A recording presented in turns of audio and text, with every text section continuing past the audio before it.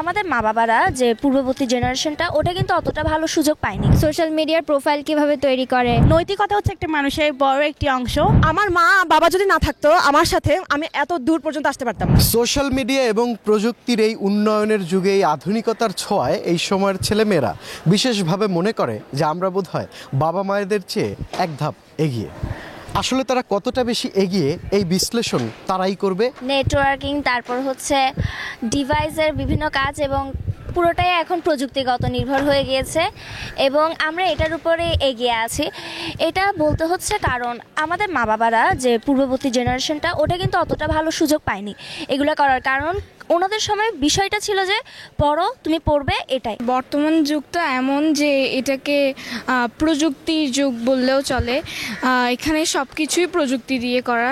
তো আমার মনে হয় আমরা এইদিকে মা বাবার থেকে অনেকটাই এগিয়ে আছি। সোশ্যাল মিডিয়ার প্রোফাইল কিভাবে তৈরি করে, আর সোশ্যাল মিডিয়ায় কোনটা ভালো হবে কোনটা খারাপ হবে সেটা অবশ্যই আমি আমার মায়ের থেকে একটু বেশি জানি। আমার বাবা এখনও বলতে গেলে মানে আমার উপরে ডিপেন্ডেন্ট আইটি ক্ষেত্রে, মানে ধরেন মেসেজ পাঠাতে হচ্ছে বা ইমেল করতে হচ্ছে বা একটু সার্চ দিয়ে বের করতে হচ্ছে, তো ওই ক্ষেত্রে আমার হেল্পটা একটু বেশি নেয়। সামাজিক যোগাযোগ মাধ্যম অ্যান্ড এক্সট্রা কারিকুলাম এগুলোর মধ্যে আমরা একটু বেশি এগিয়ে। কিন্তু দেখা যাচ্ছে কি আমাদের প্যারেন্টসরা আমাদেরকে ছোটোবেলা থেকে একটা প্রাথমিক শিক্ষা দেয়, যেটা না জানলে কিন্তু আমরা বর্ণমালাও শিখতে পারতাম না। নৈতিকতা হচ্ছে একটা মানুষের বড় একটি অংশ, যেটা যেটা বলতে গেলে আমাদের বাবা মায়ের আমাদের থেকে এগিয়ে আছে। সোশ্যাল মিডিয়া সম্পর্কে যে এত বেশি জানা দরকার তা না, আমাদের মা বাবা আমাদেরকে ছোটোবেলা থেকেই শিখিয়েছে, আমাদেরকে সব কিছু শিখিয়েছে।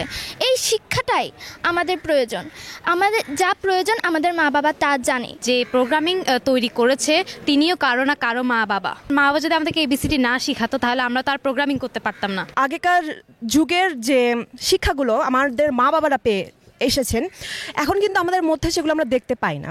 মা বাবা যদি ছোটবেলা থেকে আমাদেরকে কিছু শিক্ষা না দিতেন, আমরা কি এত দূর পর্যন্ত এগিয়ে আসতে পারতাম? অবশ্যই পারতাম না। আমার মা বাবা যদি না থাকতো আমার সাথে, আমি এত দূর পর্যন্ত আসতে পারতাম না। আমি তোমার প্রতি খুবই কৃতজ্ঞ। ইনশাল্লাহ আমি আল্লাহর কাছে এতটুকুই চাই যে আমি যেন ভবিষ্যতে তোমাদের মুখ উজ্জ্বল করতে পারি, দেশের জন্য সেবা করতে পারি এবং তোমাদের মুখ যেন উজ্জ্বল করে মানুষের মতো মানুষ হতে পারি। ইস্পাহানি মির্জাপুর, বাংলাবি, চট্টগ্রাম বিভাগ।